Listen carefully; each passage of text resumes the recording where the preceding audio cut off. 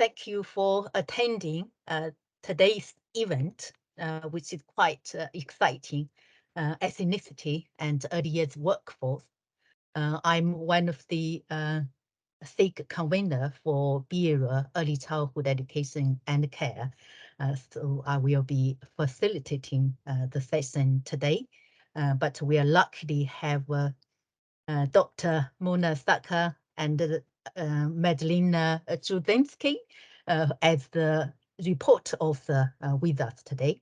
And also we will have Dr. Sadai Temple with us as the respondent to the event today as well. So I'm going to briefly introduce the author reporter and the reporter authors, and then briefly report Dr. Saidai Temple as the respondent. Okay, so Dr. Mona Saka is senior lecturer in education and early childhood at Middlesex University. She had published extensively on creative, digital, and playful pedagogies. Mona's current research is an exploration of pedagogical, organizational, and community leadership in early years policy context. And she also had some very exciting books coming up with Bloomsbury. So watch that space, okay? So that's Dr. Mona. And I'm introduced Magdalena. So she's a postgraduate student at Middlesex University studying for MA in childhood and education in diverse societies. So her current research explores multilingual children and young people's narratives in home and settings. Her research interests include quite a lot, okay? EL perspective, multilingual literacies, and also culturally relevant leadership in early years, and also languaging pedagogies in education. And then I'm now quickly introduce Dr. Saidai Temple as the respondent to the event as well. So Dr. Saidai is a lecturer in early childhood studies at Bath University, and also an associate lecturer at the Open University.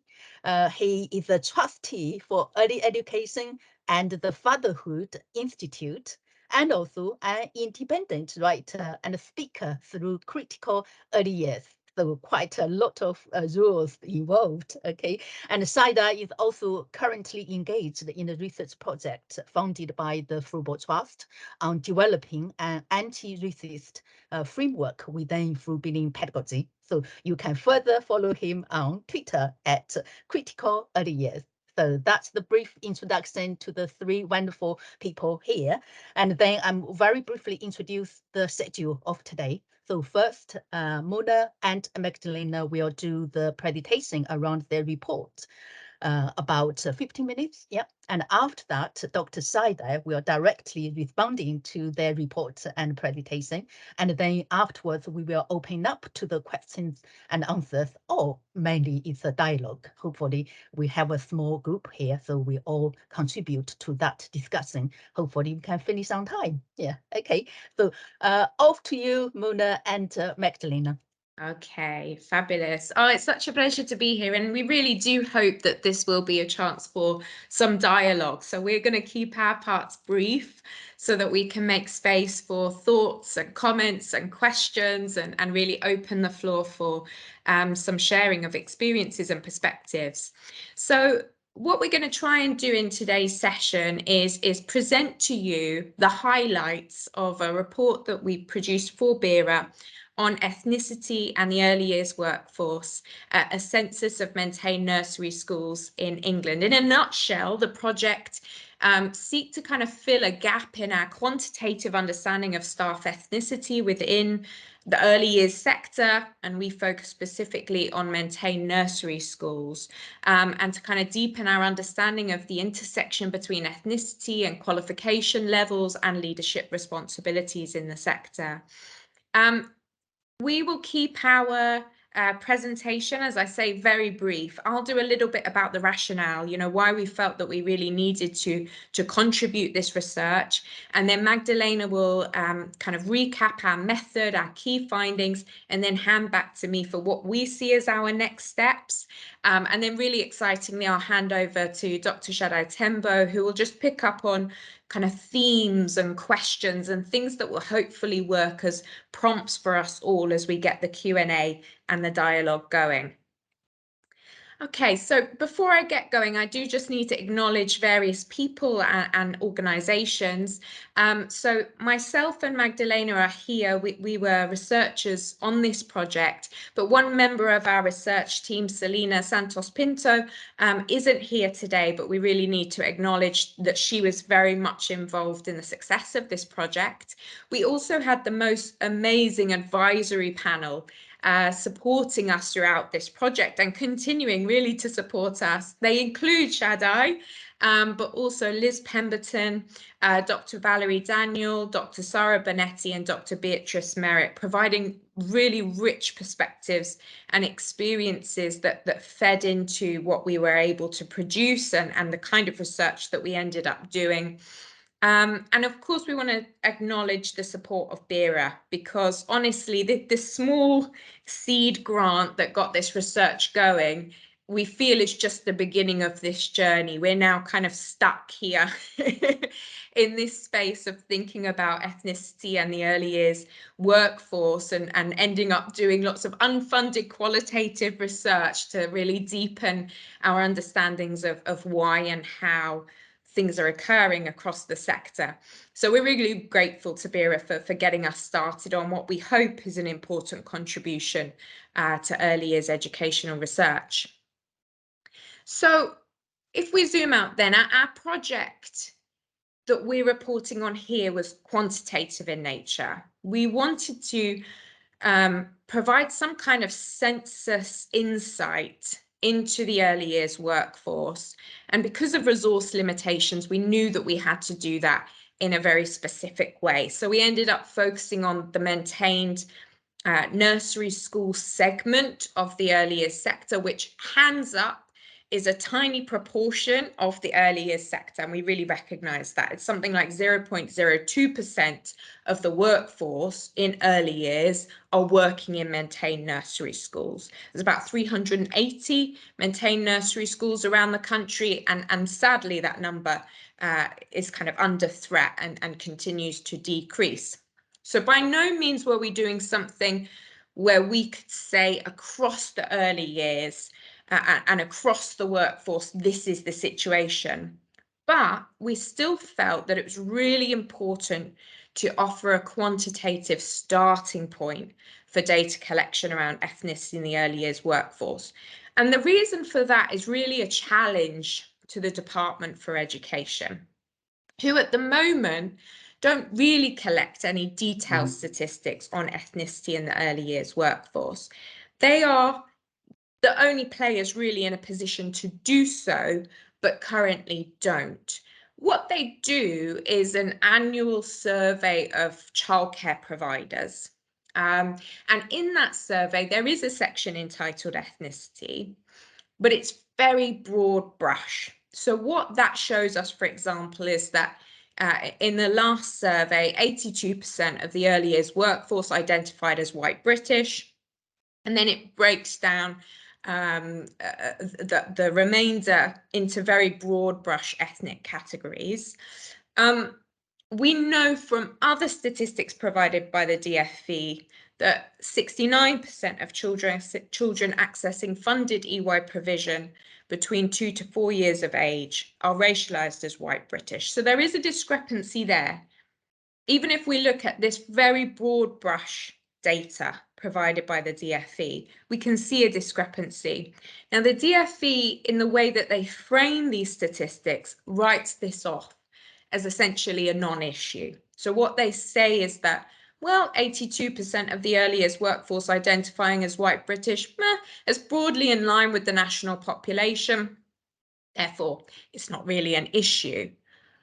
why we want to kind of raise it as an issue, and as an issue that needs to be probed through numbers as well as through qualitative data, is that we have hints and evidence and things that suggest that there are important discrepancies and inequities that need to be taken into account. You know, on our screen currently, there is that discrepancy between who are the children that early years provision is serving and who are the workforce in the settings.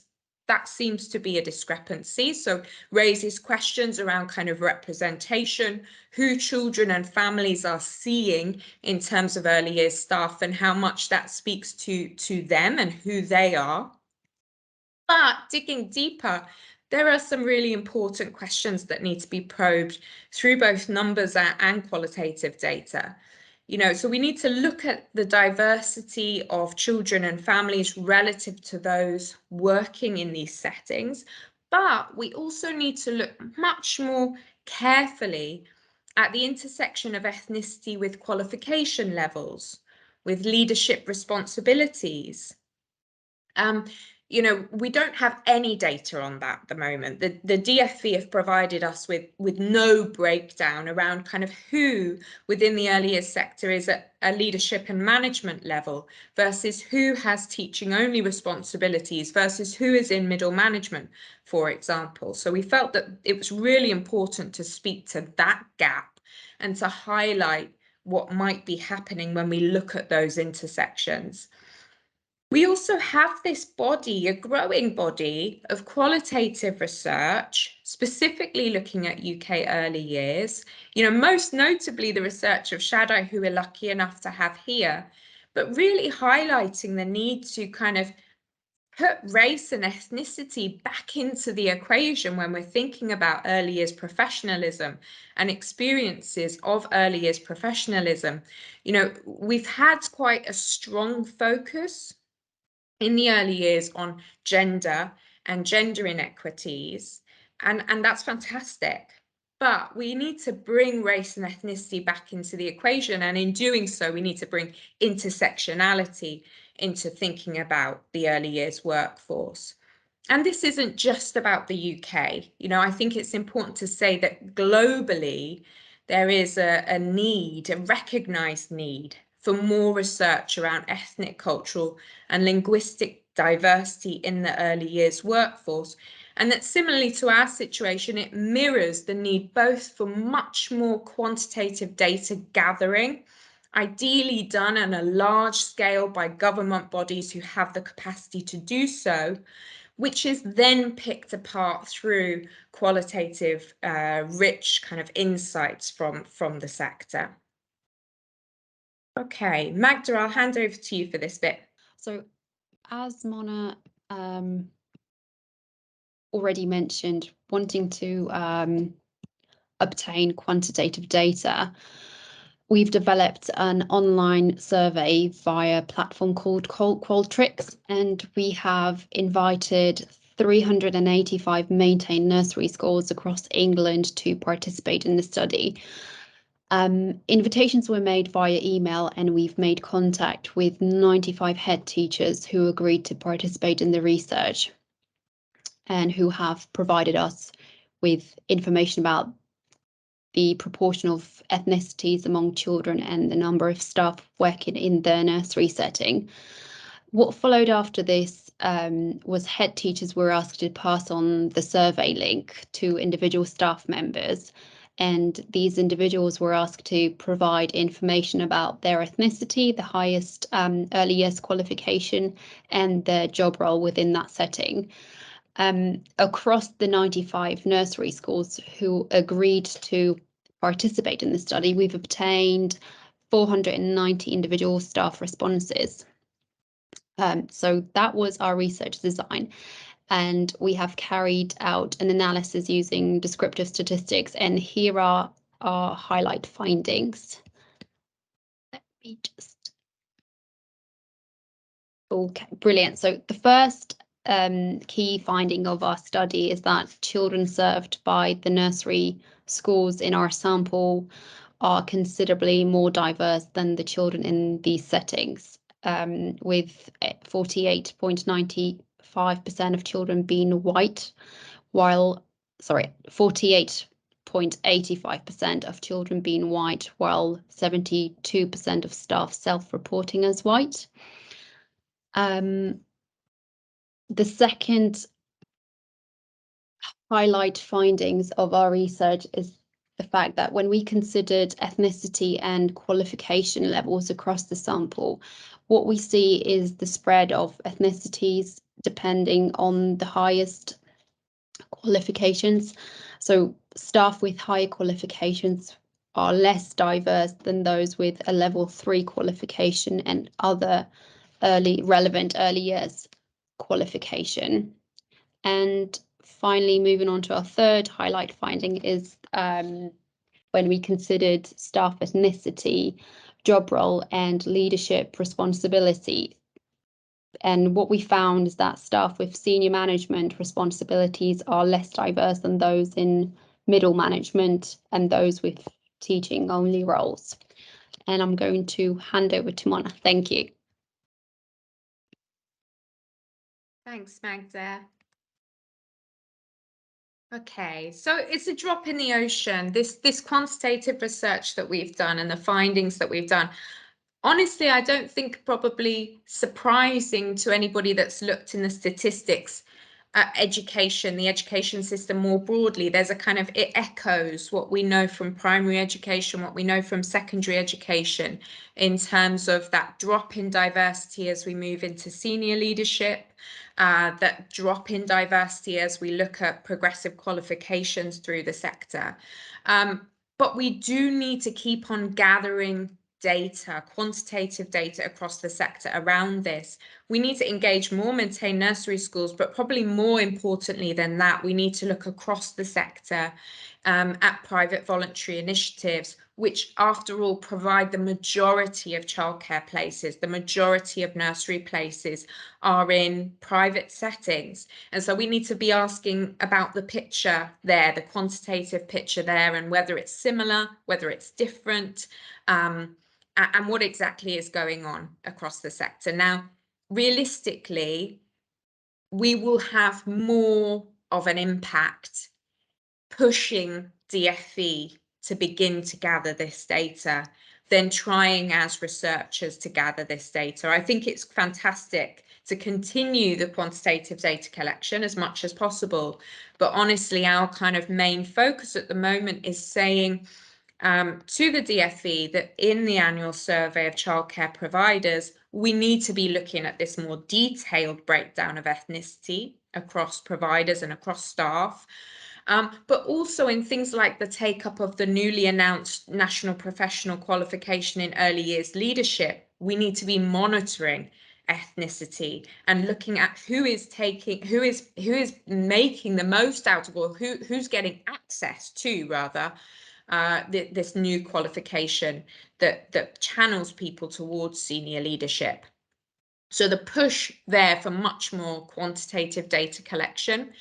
And then what we would really like to concern ourselves with is the qualitative research to probe these quantitative findings. So myself and Magdalena and Selena have been engaged in some really exciting qualitative research following on from these findings, where we've been looking at experiences, perspectives across head teachers, across nursery school head teachers, sharing our findings with them and saying, what do you make of this? How do you understand this? And that's giving us real insights into what some of the barriers are when it comes to a diverse staff body accessing higher level qualifications, a diverse staff body climbing the leadership ladder.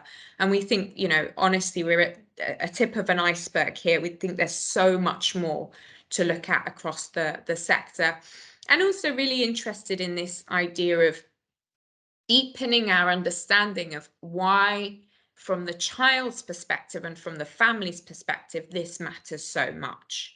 So the arguments around kind of why having that diversity of children reflected in the diversity of staff, why that matters so much. And that brings us back to questions around kind of representation, and some really exciting kind of recent work around representation in education more broadly, but with the intention of kind of bringing that really securely into early years pedagogy and practice. So those are our kind of next steps as we see them, but I'm really excited to hand over now to Dr. Shaddai Tembo, our respondent, who's going to kind of pick up on this and pull out some of the themes and the threads and the questions that we can ask in order to deepen our understanding. Over to you, Shaddai. Okay, hi everyone. Thank you again to Mona and Magda, and thanks to Bira for organising this event. As I said, it's really nice to get that overview and report of the research process and kind of understand the findings that have been produced. The purpose of this section is just really to respond to that research and draw out some themes that I think are really important from the research. So I'll just kind of share three themes that Mona's already briefly touched on, and perhaps I'll hand back to Mona and Magda to respond to my response, and then we'll open it up to the question and answer session afterwards.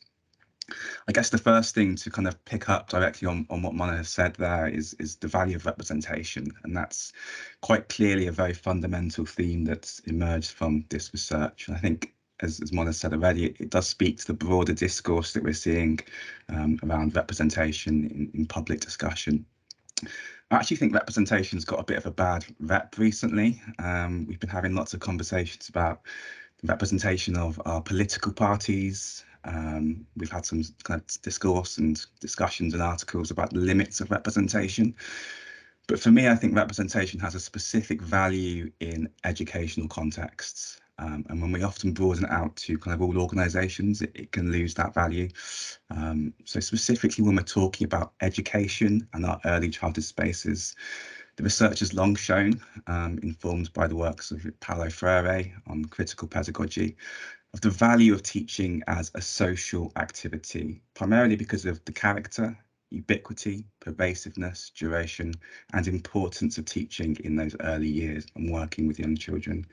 I think we can all perhaps reflect back to our early schooling experiences and those teachers or role models who we held in high regard and perhaps looked up to us and realised our potential. Conversely, I suspect we can think back to those teachers who perhaps didn't support us in the way that perhaps they should have done. So for me, the way in which that intersects with gender, race, and other social factors is really, really important. And specifically in that early childhood context, representation carries an additional significance that I think this research has begun to draw out through the quantitative research, but is also something we've seen in the qualitative research too. I guess that feeds on to my second theme, really, when we relate this study to the broader research context. I'll just speak a little bit to my own paper now, Black Educators in White Settings, Making Racial Identity Visible in Early Childhood Education and Care in England, UK. Now, this was written in 2018, but it wasn't published until 2020. Kind of in the wake, in the midst of George Floyd's murder, and I guess the renewed public interest in Black Lives Matter and anti-racism in educational contexts more generally. It's currently sitting at 4,500 views on the Journal of Early Childhood Research, and I think anyone who's a researcher, the impact of journal articles and how much they get read, I think it's never seen to be that significant. So the response to this article, I think, has been really important. It speaks to a broader need to begin to understand the experiences of minoritised educators working within early childhood spaces, predominantly white spaces as well, I think. Certainly up until this point and prior to George Floyd's murder, discussion about race and racism probably wasn't happening in the same way as it has been in the past 2 years. And I suspect that even now, discussions about race and racism are beginning to fall off the agenda in light of other issues.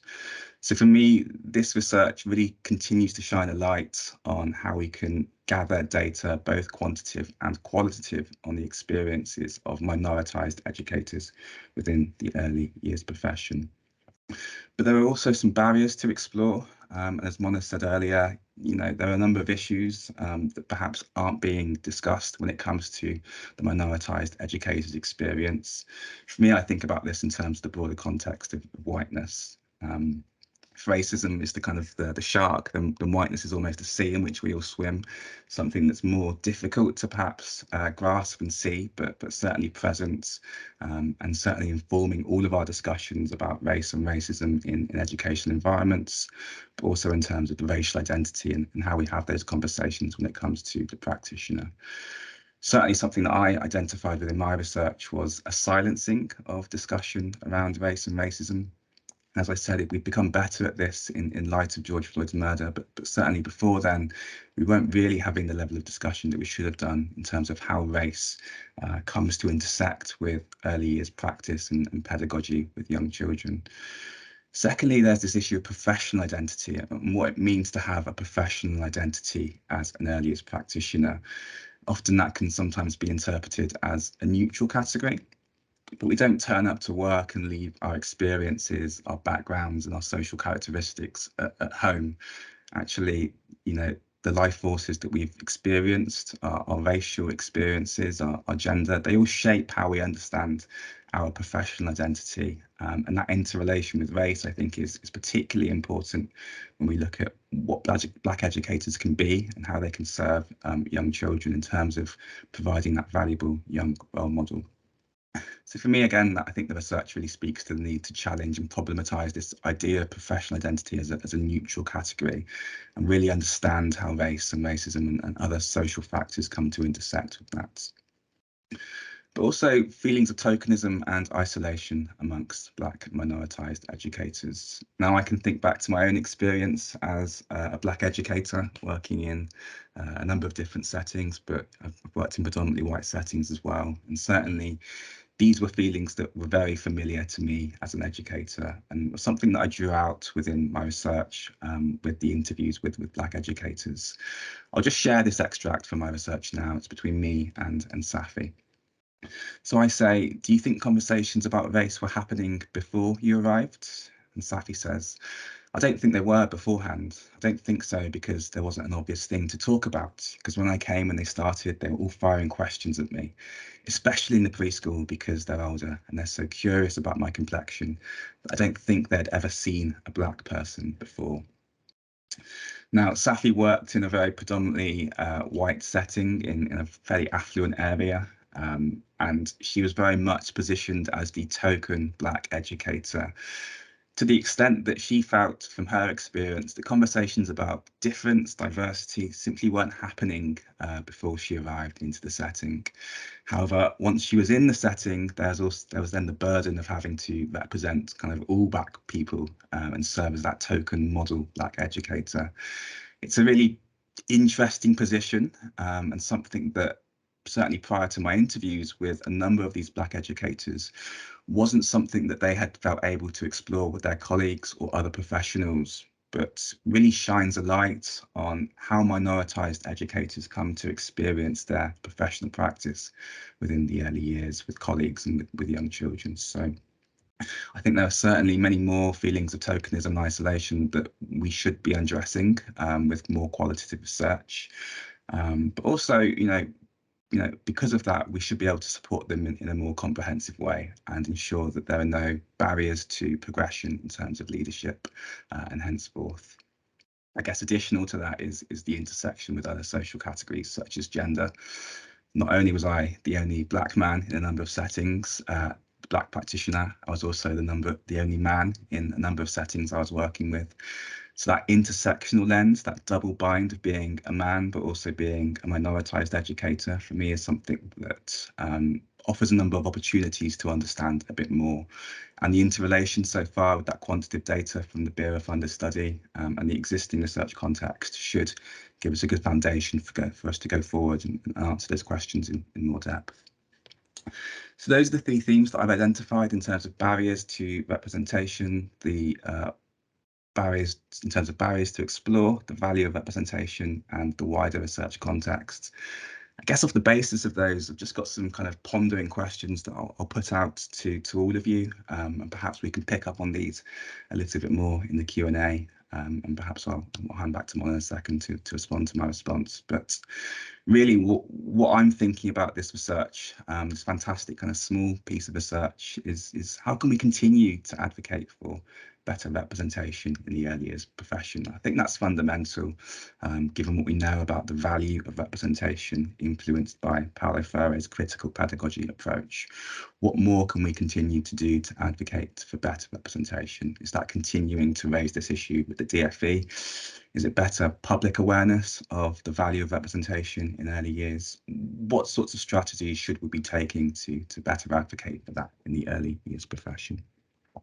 Secondly, what are those barriers that prevent minoritized educators from thriving in their career development? And as I've said earlier, how does that intersect with whiteness, but also social categories such as gender, age, ability, and perhaps professional qualifications as well? More broadly, how does this research contribute towards the broader push towards social justice and a more comprehensive anti-racist approach in the early years? And finally, just the posing question is how might we value the child's voice in this discussion? You know, this research, and I guess the broader research context, is looking at the value of minoritized educators and focusing on their experiences. But how might we begin to get the child's voice and respond on their views on these sorts of things, and perhaps families and communities too, and really continue that discussion around how we might better understand and support the experience of minoritized educators working in the early years. So there are some closing questions. I'll just say thank you and stop presenting there. Mona and Magda, I'll hand back to you, then perhaps we can hand over to Feng Ling for the Q&A. That's fabulous. Thank you, Shadow. Would you mind leaving those questions up on Yeah, the of screen, course. just so I can remember to speak to them? Yeah, I won't take long at all, because I think it would be great to hear from people that are participants in this event as much as possible, really. Just kind of picking up on some of these questions in relation to the qualitative research that we're doing and sort of some initial insights and emergent insights. I think one of the things I'd particularly like to draw out is this idea of silencing around discussions around race and ethnicity, but as particularly experienced by leaders in the sector. I think it's really interesting to look at early years leaders who have done a lot of work over many years of a career, kind of making sense of their own personal professional identity, embodying a professionalism and a leadership that's theirs, how they then are kind of butting against a sector that more often than not is telling them to be quiet, essentially, you know, and just how painful those experiences are, and just how much kind of day-to-day resilience it is requiring in order to keep going with that. So the absolute conviction of some senior leaders in the sector that this is important, we have to keep on having these discussions about race and ethnicity, but they're coming up against kind of local authority boards who want to sweep it away, and sometimes coming up against really awful experiences of kind of scrutiny over the work that they're doing, feeling a prejudice, feeling discriminated against as leaders. And I think there's a lot to learn from those experiences and a lot to unpick there. So I just want to kind of stress, you know, how much we can't underestimate the effect of silencing that happens at all levels when we're looking at the early years workforce. And the only other thing I'd like to say is, you know, how much of this data collection is surrounded by that ideological context. You know, do we have a government that cares about this in relation to early years? And I think until we have somebody from the DFE saying very clearly, yes, this is something that matters, and it matters because we want to challenge inequities, but it also matters because it matters to children and families, and that's why we're here. Until we have that kind of commitment, then I think pushing for that data collection and so on, it might just be falling on deaf ears. So I think that there is a discussion that needs to happen, a very explicit discussion around, is this something that as a society we care about, think might be important, think is important, and do government want to take this on? as something that is important. You know, there's little things we can do here and there. We can ask DFE partners who are running the MPQ EYL to collect some of that monitoring data. So there are, you know, small ways in which this isn't subject to DFE forces, but sitting at the center, I think, of all of these questions is there an ideological commitment to engaging with inequities in the workforce and engaging with the bigger questions about representation. So, and that's all I'm going to say, because actually it would be great to kind of open up the floor, I think, to Q&A and discussion. But Magdalena, I don't know whether there's anything you wanted to add as well. The only thing that I would like to add to what you've already said is the fact that as a society, I think we need to do so much more than just tolerance and embrace those cultural differences and embrace our identity. And there's just so much more to do than just simply tolerating difference, basically. So any more from, I mean, the audience in relation to the, sort of dialogue between, Magdalena and Mona, and also Sadai. If not, we are a very small group, isn't it? Yeah, now some people had to go. So I think we could just open up to the whole report, and also Sadai's very important respondents. Then we could have a very much relaxed dialogue between us. Is that okay, this approach? So we got, I mean, we got, how many of us here? We got Christina, Denise, Laura, Leslie, Saima. We already have 8 questions from Denise. So it's that, great work. Well done for bringing attention to the issues.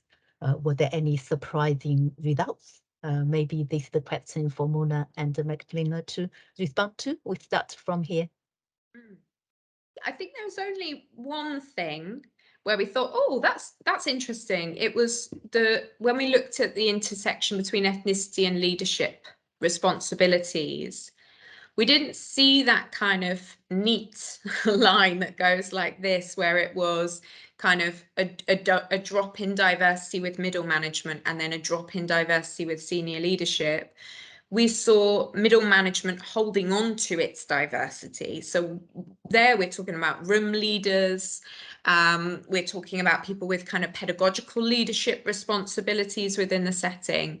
And that was interesting to see. Now, that could be methodological. It could be to do with our sample. It might be a skewed sample. You know, all of those are possibilities.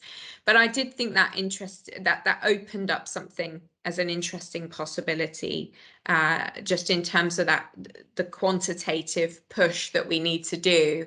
It would be really interesting to see whether the real barriers come when we're looking at that leap from middle management to senior leadership, and also how that would be echoed or not in private settings, where maybe the leap would be from room leader to nursery manager, or even owning your own setting.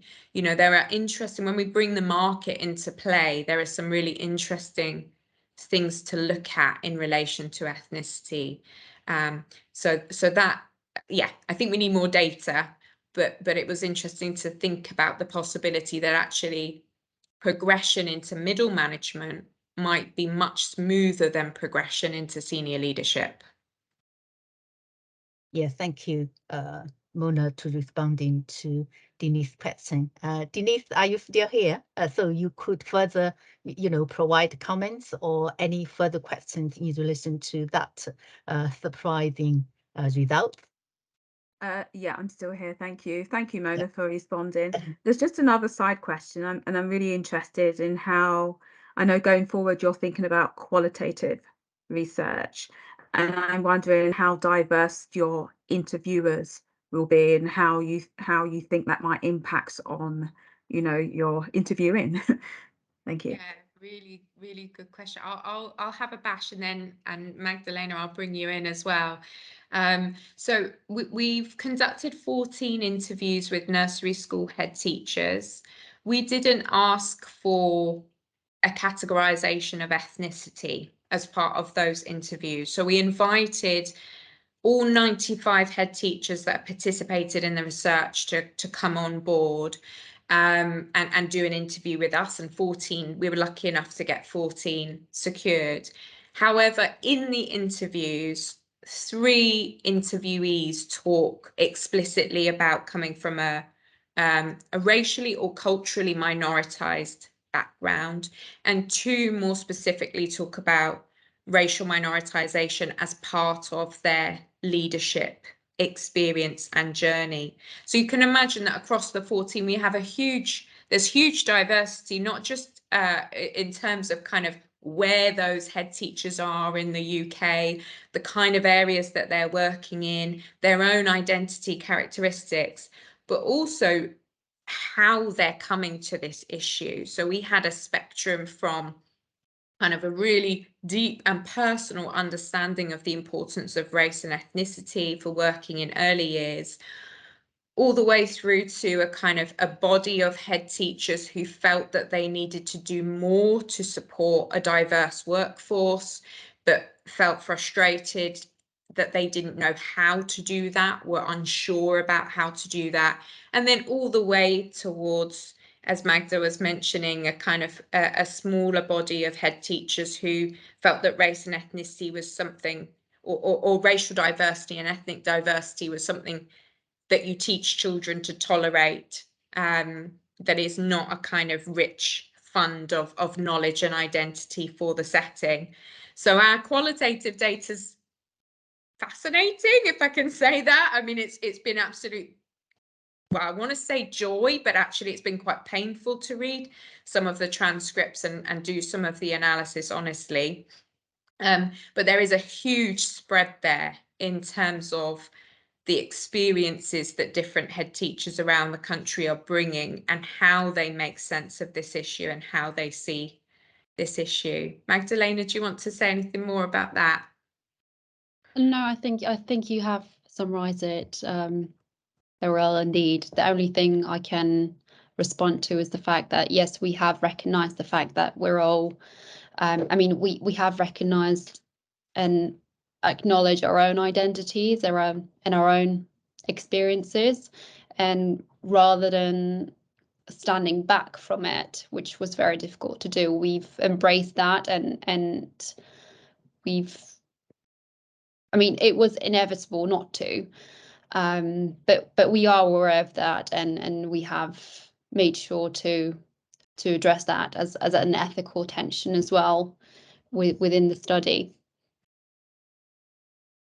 Yeah, thank you, Mona and Magdalena, further responding to Denise's question. So we got Leslie's very sort of long question. And Leslie, are you still here? I think would be better for you just have a dialogue with Mona and Magdalena, or a side eye here. Oh, you're here. Thank you. I am here. Thanks. No problem. I'm just wondering. Thank you for the presentation and for the information that you've provided. But I'm wondering, how much support do these minority practitioners have to really further their studies so that they can then move forward up the career ladder? I am speaking from a teacher training perspective in early childhood care and education. Again, I am speaking again from another background. I'm originally from Trinidad and Tobago. I've worked in early childhood care and education for the past 30 years in different settings. I'm now at the University of Brighton as their course leader for their early childhood course. And I'm wondering, from my past experience, I have worked with a lot of adults who've gone into the work setting, in the early years setting, didn't have the experience, didn't have the training, but they used the experience and they focused on the training on a part-time basis.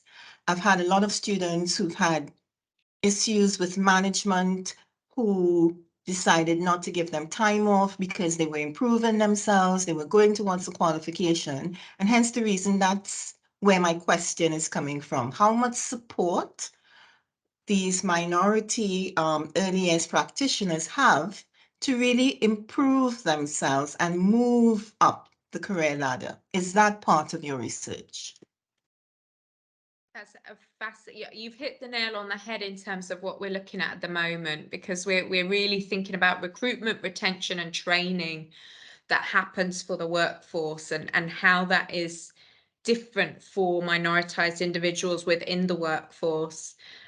We don't have anything kind of conclusive on a quantitative level, but what our qualitative research is really flagging is that securing diversity, and in particular securing kind of cultural and ethnic representation in the workforce full stop, seems to happen through nursery schools really engaging with the local community, and in particular with their parent community. So it's about kind of bringing parents on board through like voluntary programs, and then engaging them as staff members essentially. But that's when our the leaky pipeline kicks in, because just as you're saying, then we see this kind of limited support for progression. So they are supported, for example, to get level 3 early years educator qualification, which they can get through apprenticeship on site. It's kind of housed within the setting. But when it comes to teacher training, and there's a need to kind of go to the university, there's a need to take the time out, there does absolutely seem to be a barrier there. Now, some of the head teachers talk about that barrier in terms of the staff. So they don't want to do it. They don't think it's right for them at their time of life. They've got too many caring responsibilities. They don't think it's worthwhile. Others talk about, what do we need to do to teacher training to make it more accessible, both for this staff member and for us as a setting? So we can't at the moment, for example, afford the cover costs, but if we could do more of this in-house, we would. So I think there's a really interesting thing that we haven't managed to completely unpick there, where for some there's a kind of interplay of personal dynamics. There's definitely within the equation a kind of low expectations, a sense that these are parents turned level 3 educators who aren't necessarily going to progress any further. But then even when there is a desire to support those staff members, there's a feeling that somehow it is unattainable, that teacher training. And so there's some really interesting kind of work up in Sheffield looking at, you know, how do you bring a more diverse participant base into early years teacher training within the university, and this kind of focus on like grow your own movements that have got much more popular within the US, and how we might bring some of that here. But I think we're at the really initial stages of understanding, how do we fix that leaky pipeline? Okay, can I share with you an example Please. of what we did? So for example, again, using Trinidad and Tobago as my context, what we did, we went out to the practitioners, we heard what their responses were, and then we went to the training establishments, which were the universities. We had a non-governmental organization. And what we tried to do was we tried to create a training package which would allow these practitioners to access the training. So if, for example, they were being not given time off, we provided that training on a weekend. We also provided childcare when they came for the training. So the thing is, we were making it accessible. We listened to what the barriers were, and then we tried to develop partnerships with the training institutions, because we were in a situation where we needed to have the trained staff. We needed the body of staff, the body of professionals, if we needed to improve our early childhood services. So we had to negotiate with the training institutions, with the universities. And speaking from a university perspective, if you come to us, we're going to listen. If you come to us and say to us, there is a need, we have X amount of practitioners we would like to train, and these are the days that we can work with based on their schedule, we can do that. We can engage in a partnership. And I don't think a lot of organizations know that they can approach the training institutions from that point, because what we do, if there's a need, we will work towards fulfilling and fulfilling that need, basically.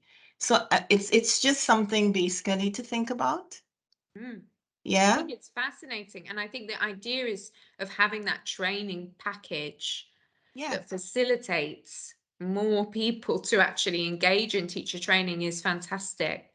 I think, and I think it's a fantastic idea and could be organized. Again, it's part of the issue with the early years, as you'll know, is the fragmentation of the sector, particularly in England, across the UK, but particularly in England, is a real barrier to that kind of level of organisation where you can say, okay, across this many providers, we have this many people who are ready to start a teacher training course if it meets these requirements. It's at the weekend, there's childcare and so on. But I absolutely agree with you that that is the next step. I mean, that's my feeling. So Christina got a really interesting question here in relation to the middle management data in relation to AIDS, and also great ideas for targeted training packages. So building on experience or knowledge and expertise. So Christina, would you like to further top up with Mona and Magdalena directly here? Hi, yeah, no, I just thought it was so interesting, that surprising result about middle management, and actually the discussion just now about why that is, and the need for targeted training packages seems really kind of urgent. And certainly one of the things that I feel I'm seeing is through that grow your own movement, you do end up with people who come into those positions, they get stuck at level 3, but they have no educational qualifications that would allow them to continue in higher learning. So that does seem to be a real kind of limiting factor. Yeah, I completely agree. It's almost like the grow your own solves the entry point of the pipeline potentially. So you're kind of, if you only apply it in the sense of bringing more staff on board, but what we need to do, I think, is look at that, how that grow your own approach can be taken and used in partnership with universities around teacher training specifically. And also, you know, I'm sorry, I hate to bang on about the complexity of the context, but as we all know, because we're early years, we've got these crazy qualification pathways that are completely incoherent. You know, and now we've got the NPQEYL, but how does that relate to early years professional status, early years teacher status, and how does that in turn relate to qualified teacher status?